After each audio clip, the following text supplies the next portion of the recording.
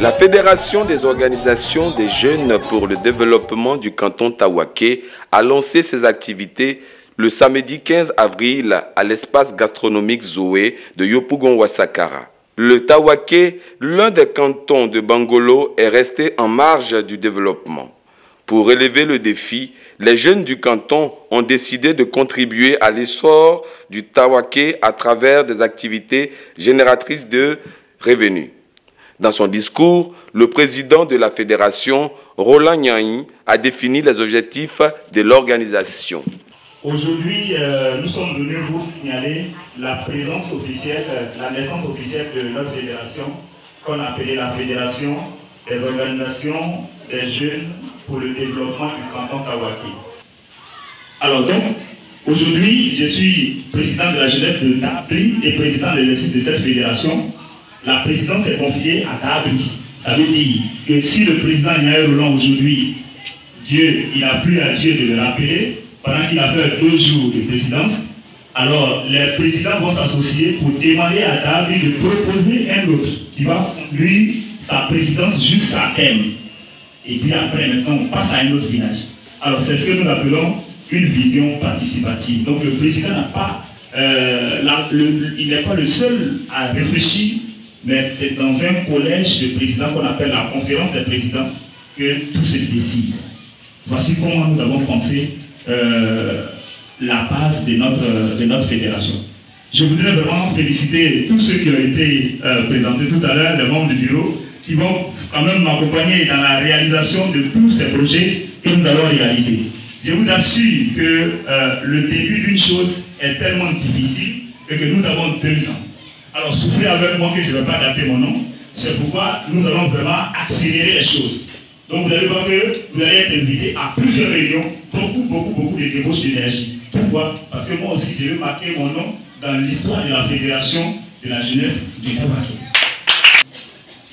La première priorité, c'est la formation des bureaux, sous proposition des présidents locaux, et puis la déclaration de notre fédération au ministère de l'Intérieur.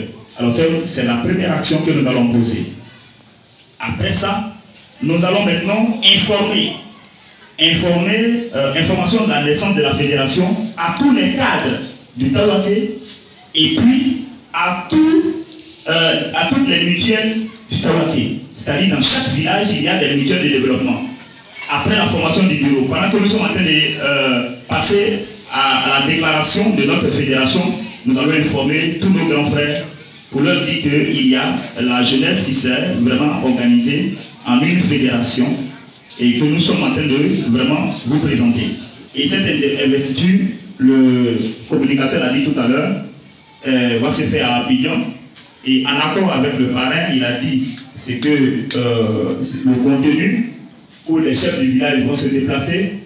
Alors nous avons 14 chefs du village avec 14 présidents de jeunes qui vont se déplacer pour venir à Abidjan pour suivre cette cérémonie et retourner.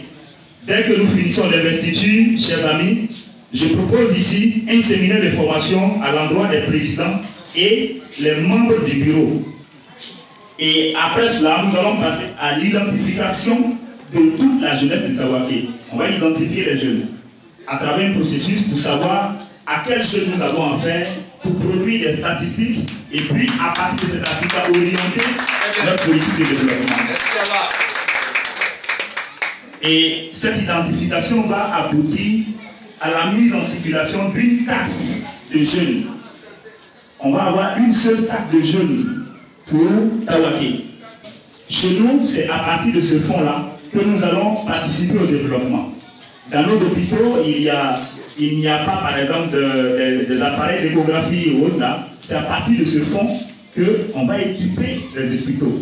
C'est à partir de ce fonds que nous allons nous-mêmes chercher à construire nos foyers de jeunes. C'est à partir de ce fonds que nous allons aider à la scolarisation des jeunes du Tawaké. C'est à partir de ce fonds que des projets de retour sur investissement seront mis en place. Alors donc, je tiens véritablement à ce fonds-là. Et nous avons 2 projets. on a un projet. Le premier projet, c'est la relance de la culture caféière. Donc, dans chaque village, on va relancer la culture caféière à partir de l'introduction d'une autre variété de café. Parce que l'État de Côte d'Ivoire a vu que nous sommes en train de perdre notre troisième place de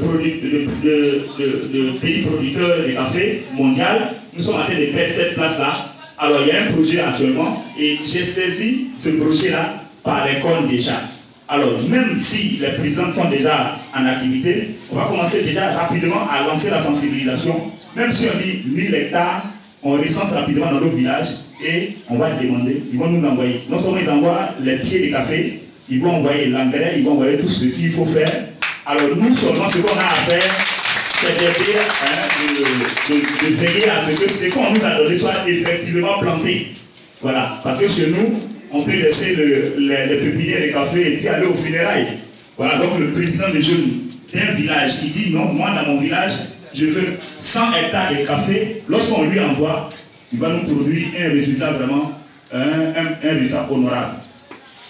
Et puis après, il y a la culture de café et de cacao aussi qu'on va les dynamiser à travers ce que j'appelle une norme culturelle bio et haut rendement.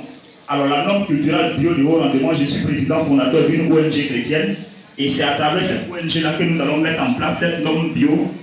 Pourquoi? Parce que cette norme-là, elle va permettre à ce qu'un hectare de cacao, au lieu de produire par exemple une seule tonne, peut arriver à produire 3 tonnes. Donc, si on suit ces conseils que les techniciens vont envoyer dans notre canton, on aura une production multipliée par 3.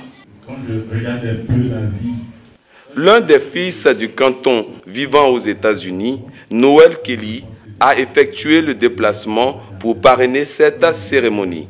Il a dit toute sa joie d'être parmi ses frères et a prodigué de sages conseils à ces derniers. Je vois que souvent on dit que l'histoire, il y a ceux qui font l'histoire et il y a ceux qui la racontent. Aujourd'hui, le canton de Tewaké a écrit l'histoire de Oué. Et j'ai envie de faire partie de ce groupe qui écrit l'histoire de Oué.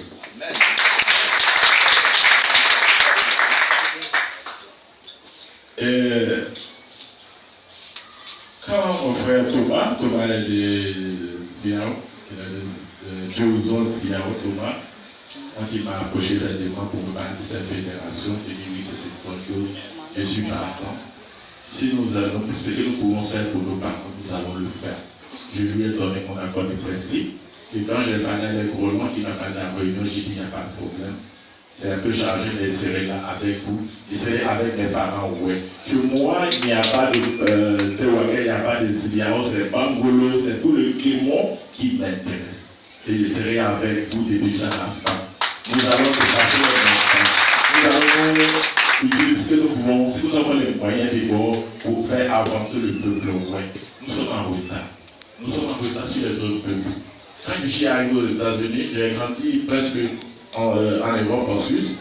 Et quand je suis arrivé aux États-Unis en 2007, et en 2008, quand la guerre a éclaté, c'est là que j'ai mis la fédération des États-Unis en place. Il y avait une fédération qui ne fonctionnait pas. Après les événements, nos parents étaient à la mission catholique. Et quand j'étais président d'une association de Oué à New York City, et quand ils m'ont appelé, on a vu les images, j'ai dit il faudrait que nous aidions notre peuple. Voilà comment j'ai mis la fédération de Oué en place. Alors quand j'entends que mes frères et soeurs qui sont restés aussi au pays, c'est d'être ensemble, c'est une bonne chose. C'est l'union. Quand vous voyez les États-Unis, le côté espagnol et le côté anglais, les Espagnols, ils ont préféré se diviser en petits pays. Les États-Unis ont préféré rester unis. Parce que chez vous, les États-Unis ont dit United we stand. Ça veut dire, quand on est ensemble, on peut bouger. Quand on est ensemble, personne ne peut venir contre nous. C'est dans une ambiance digne de la coutume Oué que le parrain Noël Kelly a reçu des présents dignes de son rang. La Claoué.